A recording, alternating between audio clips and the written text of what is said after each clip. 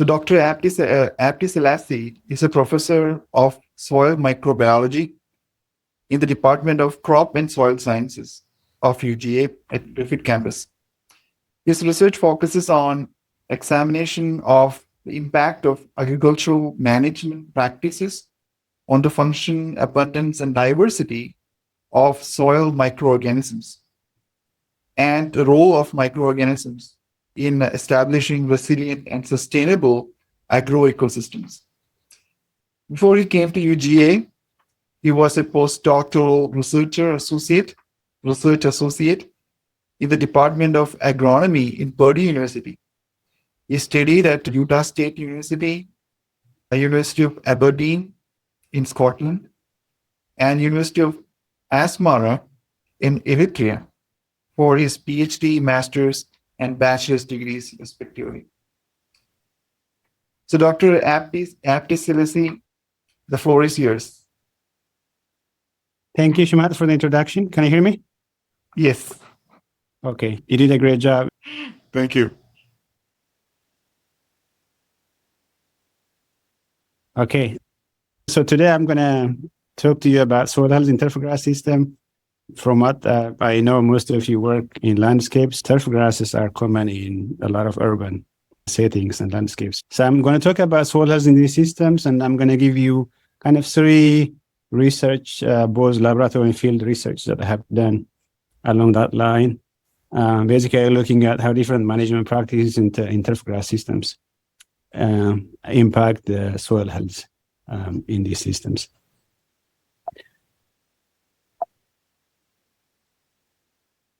So I will start by defining what soil health. I'll give you the USDA definition.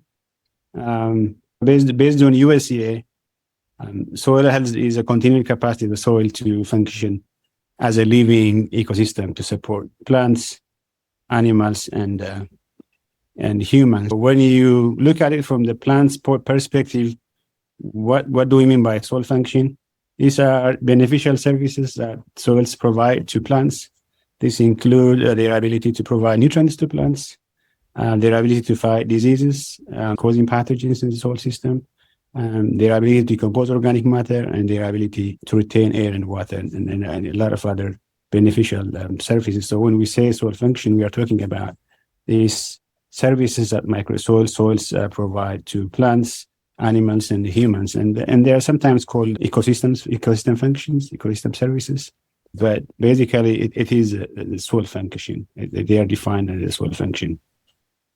So to keep the soil health well and to keep it and sustain it and improve it over time, USDA suggests that we follow these 4 soil health management principles. The first is to minimize soil disturbance, which might be caused by different practices, inappropriate use of irrigation water or use of inputs or chemicals and other things, because that will minimize loss of nutrients, loss of carbon.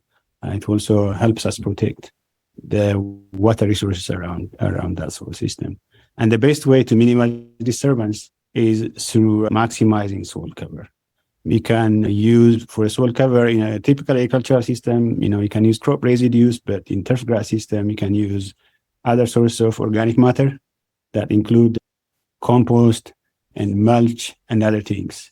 And they not only protect the soil from wind and water erosion, they also modulate the soil temperature and moisture. They protect the soil from experiencing extreme fluctuation in soil temperature and moisture. The third principle is to maximize biodiversity, because soils that have high biodiversity, since I'm a soil microbiologist, I'm going to focus on soil microorganisms. So soils that have very diverse microbial communities are very resilient in terms of fighting diseases and also in terms of protecting plants from biotic and abiotic stresses. And the most diverse place in soil is where you have roots, where you have plants. So if you maximize the presence of living roots, you'll create a very diverse and dynamic sites in the soil, where you'll have higher resilience in terms of the protection that it provides to plants. When you talk about soil health, it has 3 components: biological, physical, and chemical components. again, I'm going to focus on the soil biological health. But before that, I just want to kind of show you this figure to illustrate how the way we manage the system can result in one of these three scenarios, right? So ideally, when we talk about soil health, we're talking about the function of the soil or the benefits that the soil provides today as well as in the future, right? So the way we maintain the system, ideally, we should lead to improving the soil health over time. You see this green line, that's what we want. We are improving the soil health. When we improve the soil health, when the soil health improves over time, it is giving you more and more benefit to the system, to the plant. Then at minimum, we have to sustain the soil health. If we are managing it in a way that's degrading, and then we are going to lose a lot of the functions and the benefits that come from the soil, and hence we have to apply a lot of external inputs to make up for the lost services that might have come from the soil. The good thing is people are recognizing the importance of soil health. The importance of soil health is becoming more apparent. Just to illustrate, I'll give you two examples. For example, the Soil Health Institute that was established a few years back is mainly focusing on research that applies to soil health. So it was originally established by the Nobel and the Farm Foundation. Its mission is basically to safeguard and enhance the vitality of soils through scientific research and advancement. And it wants to be the primary source for soil health and information and research. And if you go to that website, you'll get a lot of information about soil health, including a long list of publications. And this is a non-governmental organization that focuses on soil health, that promotes soil health. And another important aspect that it does, that I really like, it tries to standardize the parameters that help us evaluate soil health across the country. And they do a lot of collaborative work across different states. So of course, California is taking the lead on this. They have this, what is called the California's Healthy Soils Initiative, which is led by the California Department of Food and Agriculture.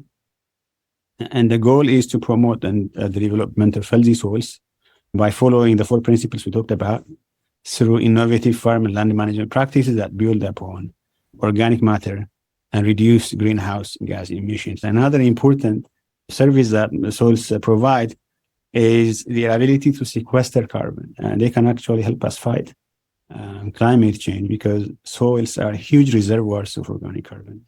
The amount of carbon in the soil is 3 times higher than the amount of carbon you see in vegetation, you can find in vegetation all over the world.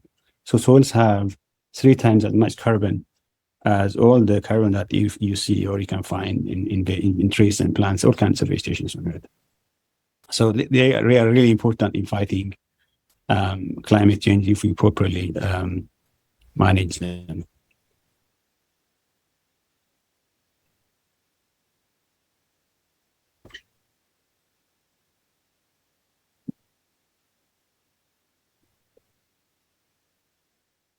So we keep on saying soil microorganisms. So what are the different group of organisms that we find in the soil system? I have this list here, as you can see in the table. We have a diverse group of microorganisms with huge range of sizes and abundance. So viruses are not considered as cellular organisms, but they are found in large abundance in the soil system. And their size is usually in nanometers. They're very, very small. And they are found in huge abundance, like in billions of copies of viral particles per gram of soil. 1 gram of soil is basically a pinch of soil that you can pick from the earth, from the surface. And 1 gram of soil has this amount of viruses. The word virus usually brings negative ideas and thoughts in our mind, but most of the viruses in the soil actually provide really a lot of important beneficial services. For example, they infect pathogens that cause disease to plants, so they can help us protect plants from disease-causing microorganisms. And then you have archaea and bacteria, whose size are really similar, close to each other. Archaea are generally smaller than bacteria. Their size is in micrometer. You can see, for example, archaea and bacteria, you can have anywhere between 100 million to 10 billion cells per gram of soil. I mean, you can imagine this is a lot, including fungi. Of course, fungi are known for forming a symbiotic relationship with plants, algae, all the way to earthworms. And I would dare say 98, 99% of these microorganisms, what they do in the environment the majority of what they do in the environment, up to 98, 99%, is beneficial. But we don't usually talk about the beneficial aspect of these microorganisms. We mainly focus on the negative soil microorganisms. We always talk about the pathogens that negatively impact the growth of plants and the crops. But the majority of what they do, 99, 98% of what they do in the environment, is really beneficial. It's a very important and a beneficial service that they provide. I want to give you a flavor of some of the beneficial services or functions that microorganisms provide in the soil system, one of which is they make nutrients available to plants. And they do that by mediating a number of processes that produce forms of nutrients or elements that can be used by plants. For example, in the first reaction where you have mineralization of organic form of nitrogen to inorganic forms, ammonium and nitrate, the plants cannot use organic nitrogen. It has to be converted to inorganic forms such as ammonium and nitrate. And the way that's converted is through microbial action. And the way they do it is through production of enzymes. Most of these enzymes that catalyze these reactions are produced by microorganisms. And the same way is nitrogen fixation, where atmospheric nitrogen, the form that cannot be used by plants, is converted to a form that can be used by plants, which is ammonium.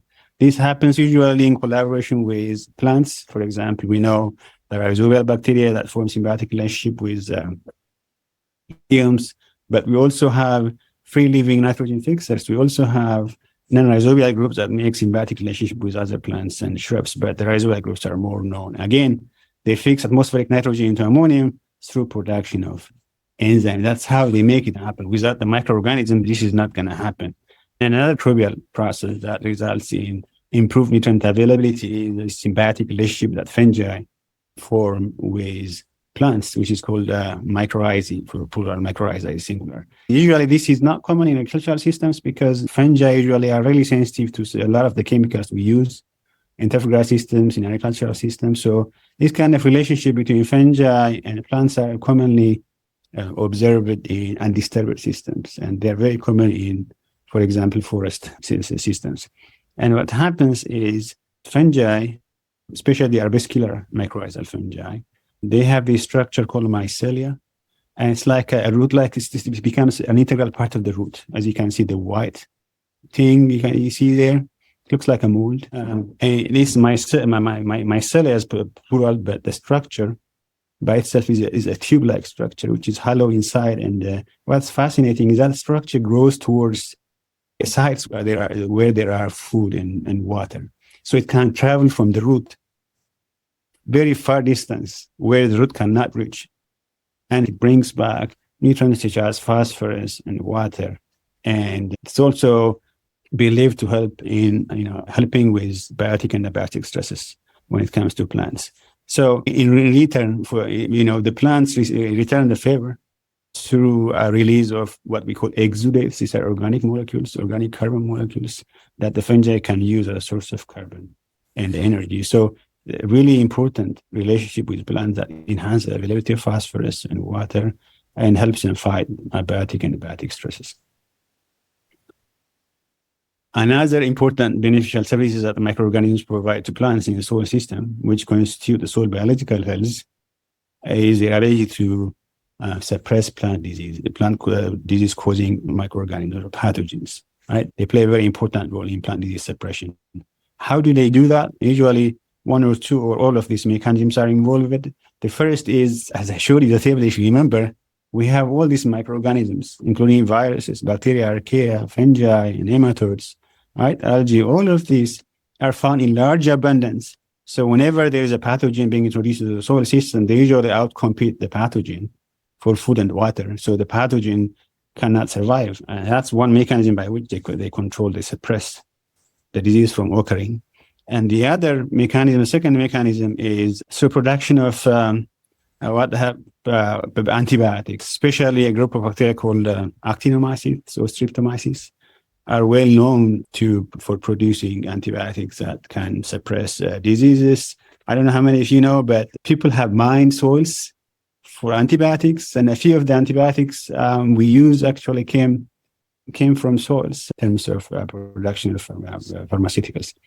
The third mechanism by which microorganisms fight diseases, these causing pathogens, is they directly consume them. For example, this figure shows you fungi eating protozoa, and protozoans feed upon fungi that might cause diseases in plants. Here, there's the picture on the right shows you bacteria eating nematodes. So, by using these mechanisms, soil microorganisms can control these causing microbes or pathogens. So this figure is really interesting. It makes a point. You have these conducive soils that allow disease to spread, whereas on the right, you have suppressive soils that prevent the expansion of the disease in the soil system. So the difference is the diversity of the microbial community you have in the system. In the conducive soil system, you have a lower microbial diversity than in the suppressive soil system, which has a much higher microbial diversity. When you have a higher microbial diversity, what happens is the possibility of all these mechanisms to come into action increases, right?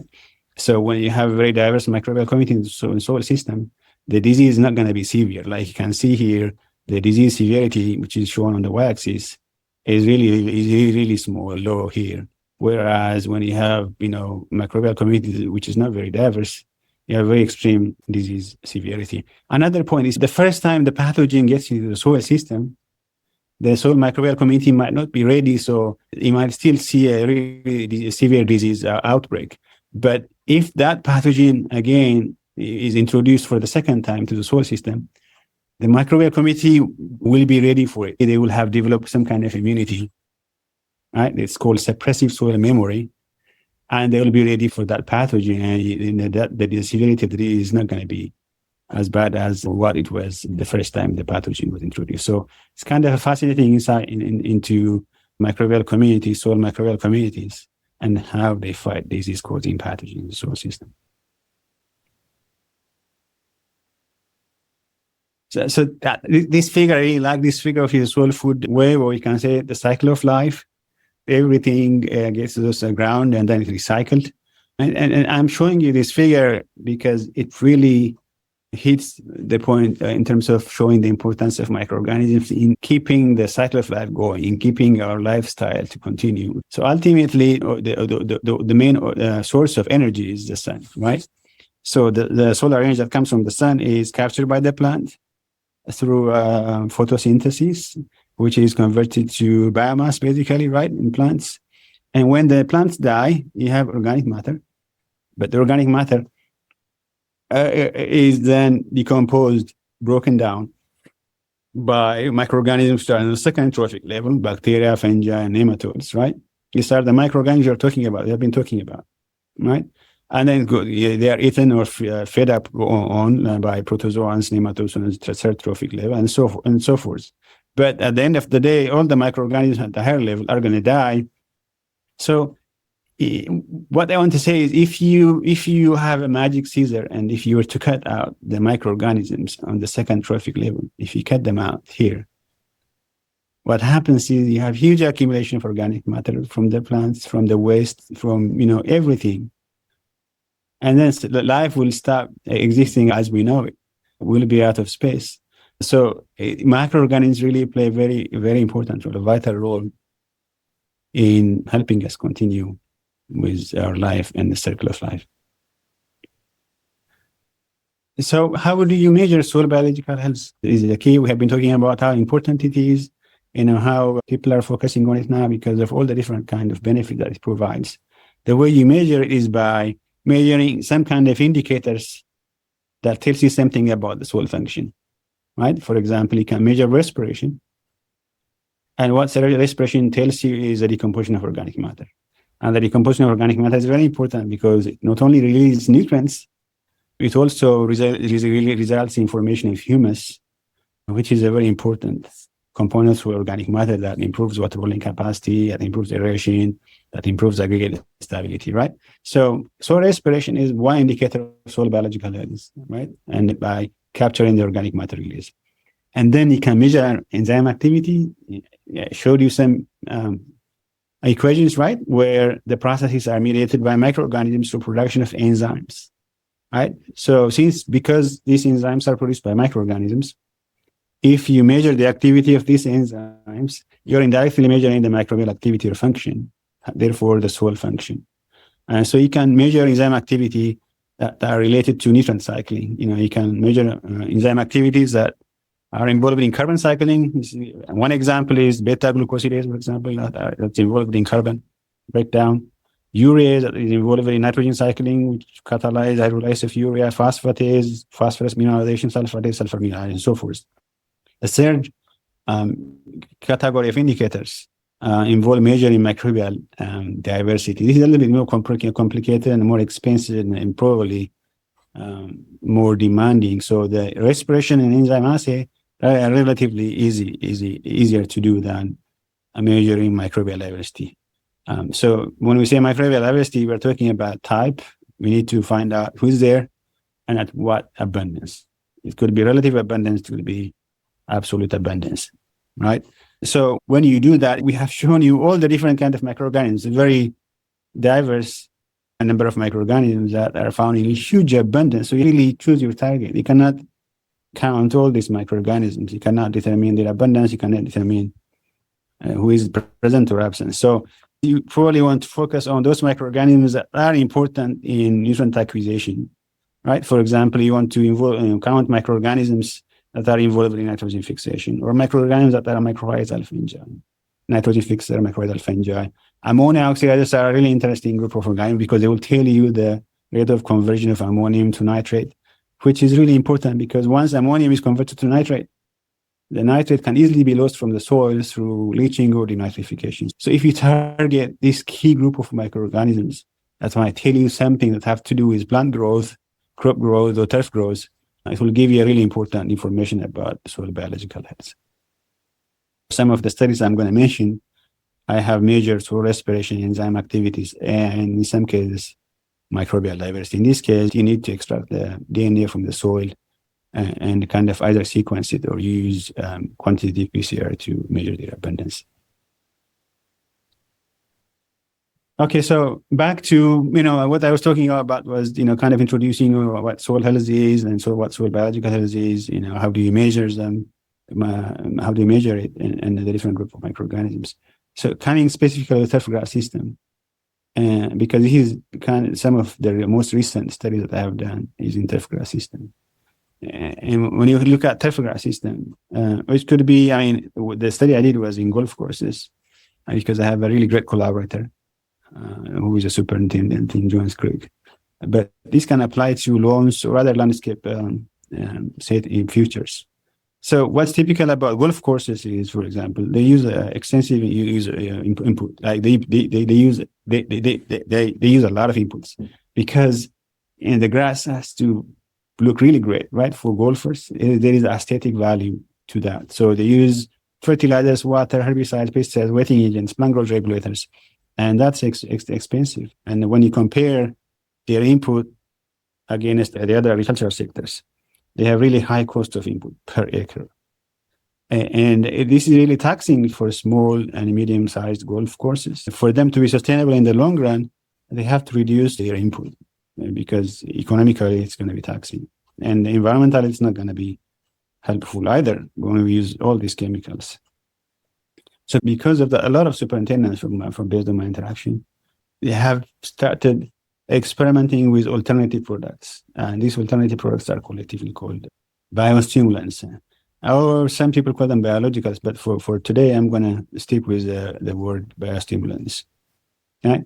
So in general, when you look at the relationship of soil biological health and the need for inputs, it's really interesting. So if you manage your soil system really well and your soil health is improving over time, or you're at least sustaining it,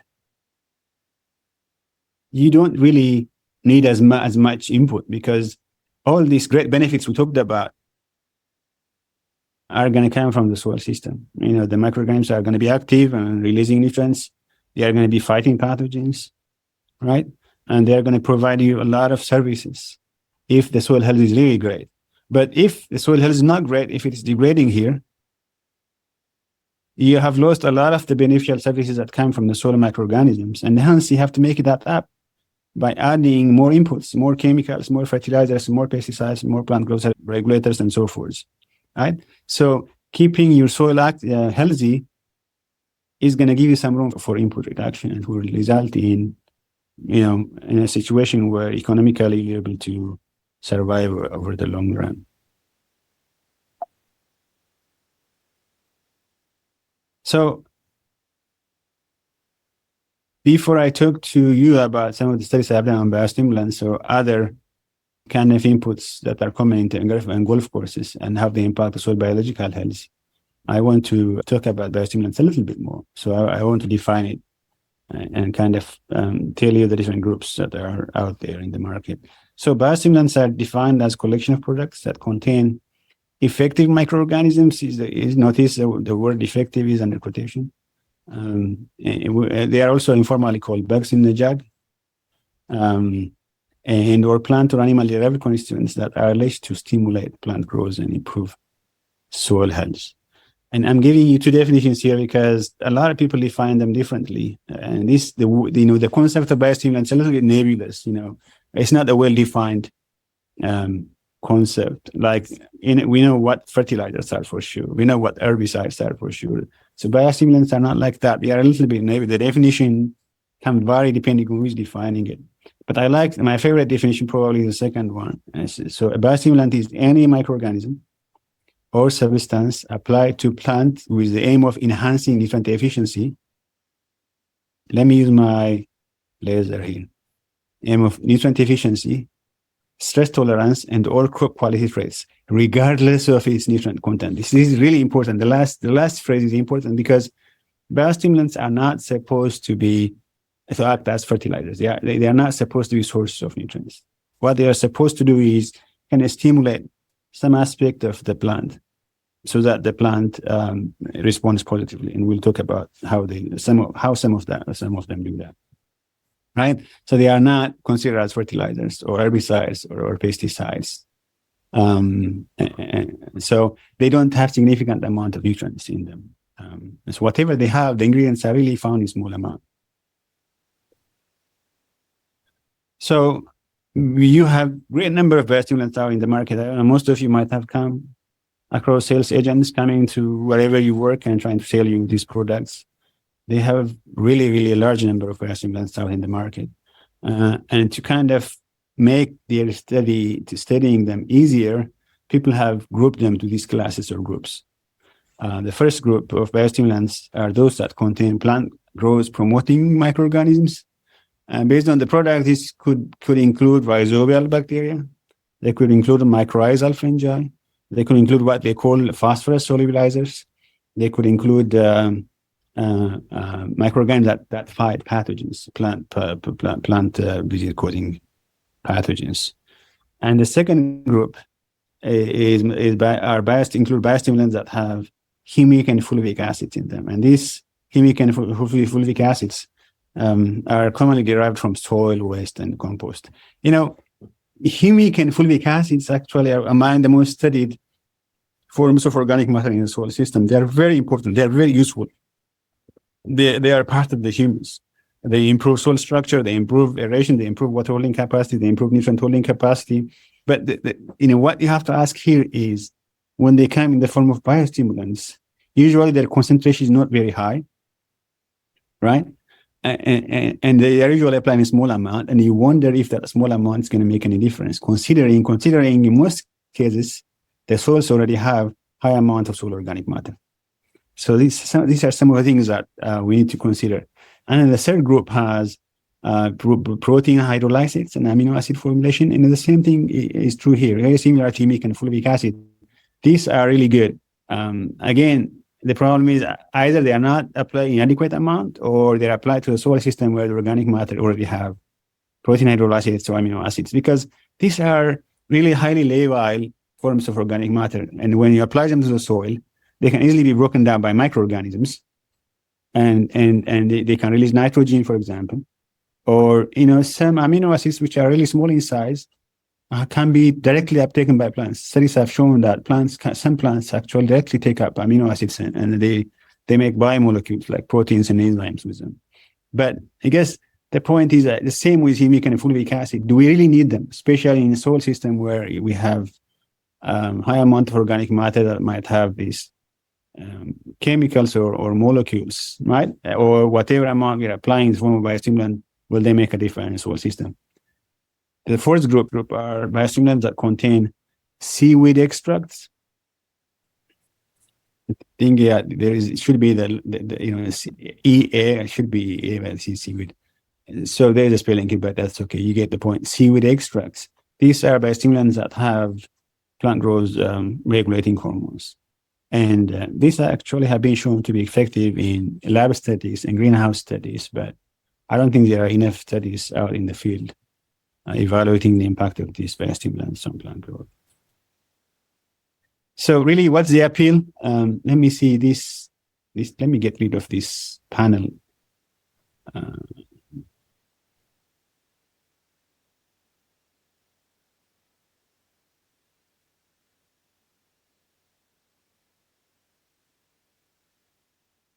What's the appeal of biostimulants? Why do superintendents or other managers might find them interesting?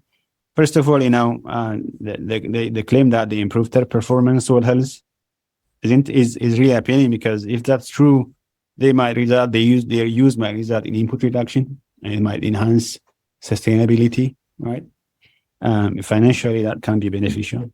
And they can also, another thing, this is interesting, they can also address the lack of alternative products for organic practices, because, the way our management are mainly conventional. We use a lot of chemicals, synthetic chemicals and other things. And we don't have enough product that might help us transition into an organic practice. So, but these biostimulants being organic, if those that are effective can actually fill this gap, this lack of alternative products for organic practices. The last thing is most biostimulants are derived from plant and animal wastes. So, it's very useful in terms of recycling these wastes, right? So that's a beneficial, that's a really appealing aspect of biostimulants. So what's the concern? And as I mentioned, some of it, the most important thing, the most concerning thing is there is no requirement for third-party verification of the claims, right? They can tell you they do this and they do that, but you're not sure, because they are not required to prove it or get tested by third party. Unlike fertilizer, for example, if fertilizers, their formulation is regulated by the states, right? If you have a fertilizer, you have the NPK ratio. And if that's not correct, the company that makes that fertilizer is going to be held accountable by the state. But you don't have that kind of regulation, or you don't have that kind of requirement for third-party verification when it comes to biostimulants. Because of that, you have myriads of products with wide-ranging and hard to prove claims without any supporting data and evidence.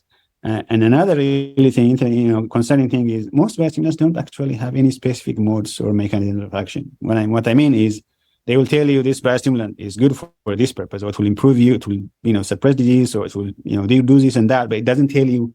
They don't tell you how they do it, how they bring that effect about.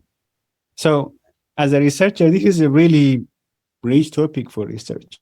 There is so many unanswered questions. You really want to do a systematic research to evaluate the effectiveness of biological products. In this case, I'm talking about turfgrass, but it could be in cropping systems, and other systems as well. So what I have done in terms of research is I started with something basic. In lab studies, what I started with is kind of doing some basic lab studies to look at how weighting agents, plant growth regulators, and biostimulants impact the soil health. Do they improve it like this figure, like the green one? Do they sustain it over time? Or do they have a negative impact over time, right? It's basically what they have been doing in terms of soil health in turfgrass system.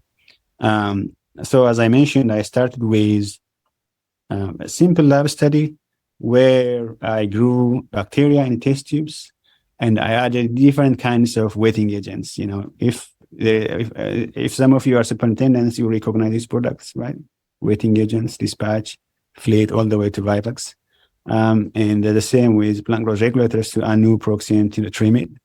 What we saw with wetting agents is, except for 1690, the rest actually inhibited bacterial growth. You can see, right, with concentration, as increase the concentration, they inhibit bacterial growth. The same with PGRs, except for annuum, and the other two actually inhibited bacterial growth. So it's seeing is believing. When I show you this figure, it might not be as impactful as this one. For example, this is the test tubes. These are test tubes where I was growing bacteria and fungi in the presence of some of the products that I showed you. For example, in this case, it shows you the impact of Primomax on bacterial growth, the impact of Cascade and Duplex on fungi. So you see, when you see the culture medium, which is really clear, the color is kind of yellowish, but look how clear this is. This is where I have added Primomax. If you look at the test tube on the right here, let me see my laser. Let me use my laser. See this one, you can see how turbid this is, right? So this is in the absence of Primomax. What this tells you is, in the presence of Primomax, the bacteria were not able to grow, whereas in their absence they were able to grow. So that this again kind of confirms what we saw here, the fact that some of these products were inhibiting bacterial growth in test tubes, in culture medium. Of course, this is totally different. It could be totally different in soil system where you have very complex system and ingredients. It's a very basic system here. The same in fungi. Right, we have Cascade and Duplex. You have here, you can see this turbid culture. That's where I have added Cascade and Duplex, whereas here it's a control, so you can see this is turbid. This is where I have added Cascade and Duplex, where you don't see any turbidity, whereas here it's turbid, which is the control. So the point is, both products inhibited bacterial and fungal growth. And then I proceeded to doing some field studies. So in this field study, I have two wetting agents, Cascade and Revolution, and a biostimulant, which is called Plant Helper, and a control. I had 5 reps, and the products were applied 3 times, and we took samples 3 times. And the study was done putting grain in collaboration with Mark Hoban, who is a superintendent of a golf course in Jones Creek. And the second, so I said the Plant Helper is a biostimulant. So based on the product information, Plant Helper alleges to contain naturally occurring ingredients and a predatory fungus, which is Trichoderma traverti, and is supposed to stimulate plant growth and enhance plant self-defense, and also target plant pathogens that cause brown patch and dollar spot. The second field study is where we looked at the impact of 2 plant growth regulators, Primomax and Cutlass. And we established that on Fairfield, again with Mark in Jones Creek. 5 reps, 3 applications, and 5 sampling times. These are the application and sampling schemes. So we have applied them 3 times, day 0, 31, 64. And we sampled them right after the application, 4 hours after application, because we want to see the impact of the products right in a few hours after application. And then 14 days after application and 84 days after. The 14 days after application is we want to see how far the impact lasts after the first application. And then the last sampling is to see the cumulative impact of the multiple applications. So the same way is plant growth regulators. So now I'm going to show you a series of tables that show you the results on the impacts of these products on microbial abundance and activity. Right? This table shows you the impact of wetting agents on microbial abundance. When I say abundance, is how many bacteria we have in there. So this table is for total bacteria, total fungi, ammonia oxidizing archaea, and ammonia oxidizing bacteria. These 2 groups are known to regulate the conversion of ammonium to nitrate. So they are very important because, again, if a nitrate is produced, it's highly labile and it can easily be lost. So it can easily be lost from the soil system. So they regulate nitrogen availability in the soil system.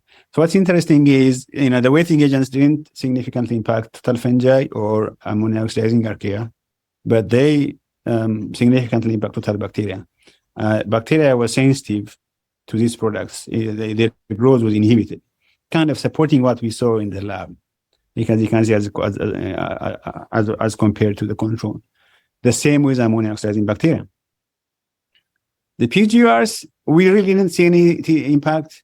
immediately, 4 hours after treatment, or 15 days after treatment application. What's interesting is after 42 days days after treatment application, we actually saw that Primomax resulted in improved bacterial number as compared to the control.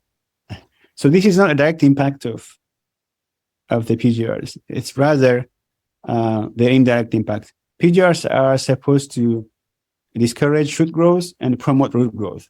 And when they promote root growth, what happens is the roots are going to produce a lot of exudates, organic molecules that can be used by the bacteria. So that it seems that that's what seems to have happened. So these exudates that were produced by the roots that were promoted by the PGR, mainly Primomax, resulted in improved bacterial growth because they were providing them organic substrates. And then you have their impact on microbial activity. We didn't see any impact of wetting agents, immediately after treatment application, 14 days after application, but we saw an increase in urease activity in cascade and duplex as compared to the control. Again, this is an indirect impact because what cascade and duplex does is, what wetting agents do is improve, water movement, soil permeability to water, because they change surface chemistry. It changes hydrophobic surface on the sand so that water can move into the soil, and that allows better urease activity, better enzyme activity over time.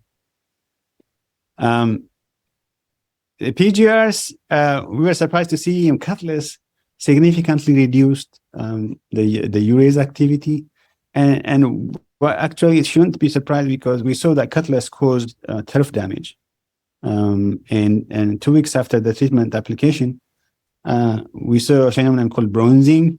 And bronzing is a symptom of air restriction in the root zone, and when you have that air restriction in the root zone, you will have limited nitrogen cycling. So that was, kind of reflected by a decrease in urease activity in plots that received Cutlass.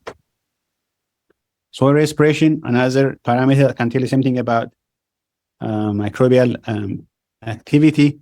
You can see right after application, you can see both revolution and plant helper actually improved soil respiration. And what that tells you is microorganisms actually use those products as labile source of carbon. So they kind of broke down the carbons really easily, and you see, an increase in respiration right away. They used them as carbon source and respired them. But you didn't see that, 14 days after treatment or 84 days after treatment, because the way we sampled is not right after a few hours after treatment application. In this case, there was, several days between application and treatment. And since you don't have a lot of carbon in biostimulants, if you want to capture that carbon being respired by microorganisms, you have to sample a few right away or a few hours after treatment application. But the point is, more evolution and the plant helper were not negatively impacting microbial activity. PGRs, right after treatment application, we saw a big decrease in soil respiration from Primomax. You can see as compared to the control, that means microorganisms were sensitive to Primomax. 15 days after treatment application, Cutlass also the same negative impact. But what's really interesting is 42 days after treatment application, we actually saw an increase in soil respiration because of both Primomax and Cutlass. Again, this can be explained by the way I explained their impact previously. This is not a direct impact of these two products. Rather, it's an indirect impact of these products, because these products directly impact roots. They promote root growth.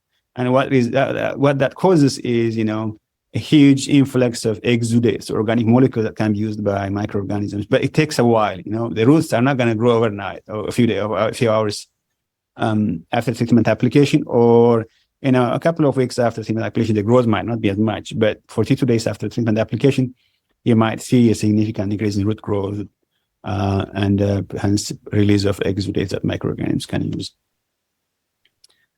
In terms of microbial diversity, we didn't see significant impact. It will take a while if I go in detail on this, but you can see this section, the diversity index.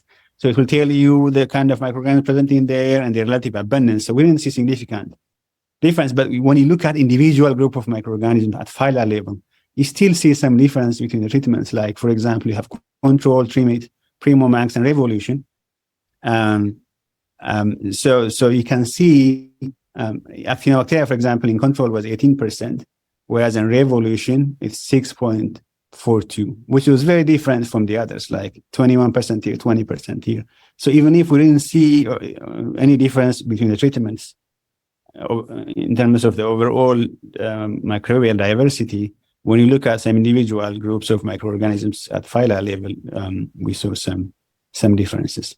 So in summary, we saw that wetting agents had a negative impact on bacterial growth, whereas PGRs over time boosted bacterial growth because of their impact on roots.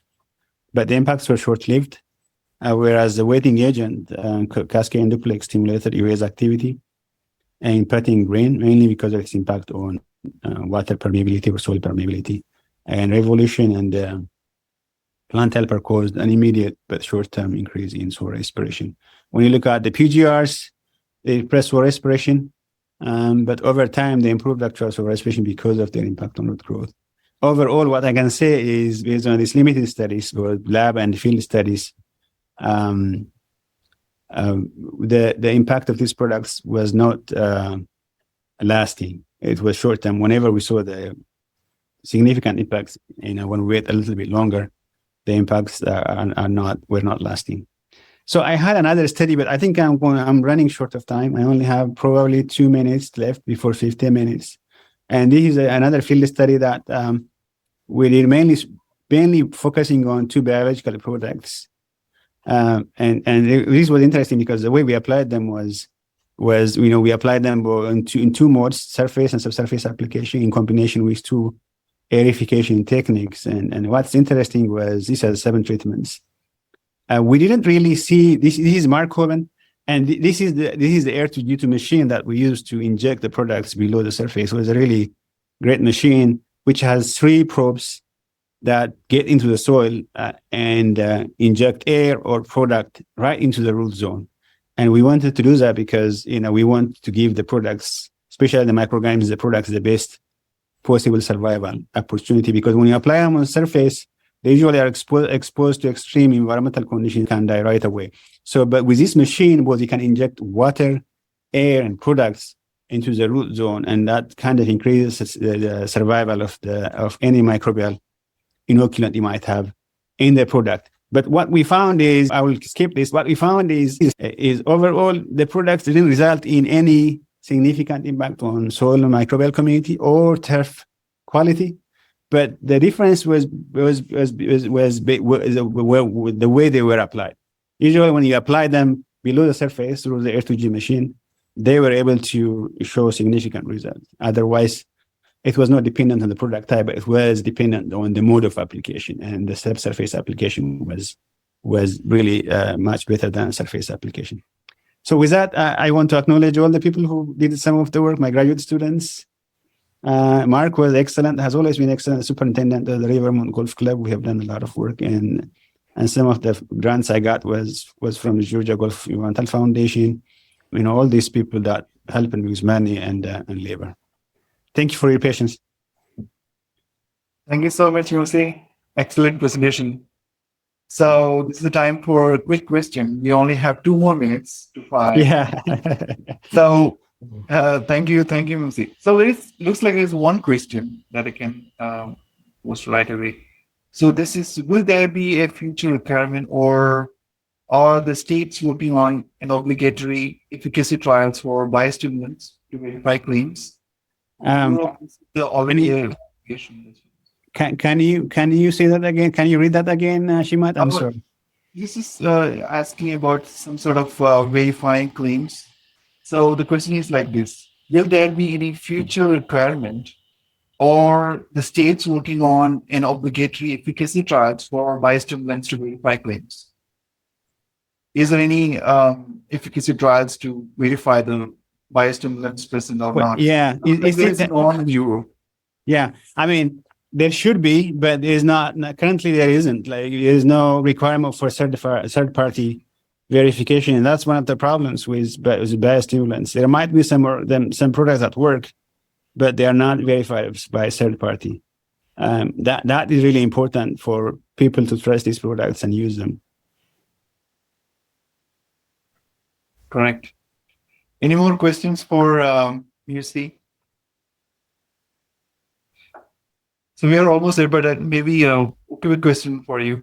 So you said that those things are short-lived mostly. It's not long-lasting. Do you think there is any way that we can enhance that? Yeah, I think some of the negative impacts, you don't want them to be long lasting, but I think the short term nature of the impacts maybe has to do with the limited number of applications we did, and the length of the time we did. If you do them over a really long period of time, multiple years time, and many applications, maybe we can see some long-lasting impact. So I'm not sure, but that will be an interesting thing to do. It's nice to do multi-year study to really see what's happening. Right. Yeah. Thank you so much. I want to thank both the speakers, Mussie and Bodhi, for excellent presentations today. And I want to call it because we are already 5 o'clock. Thank you. Okay. Thank you.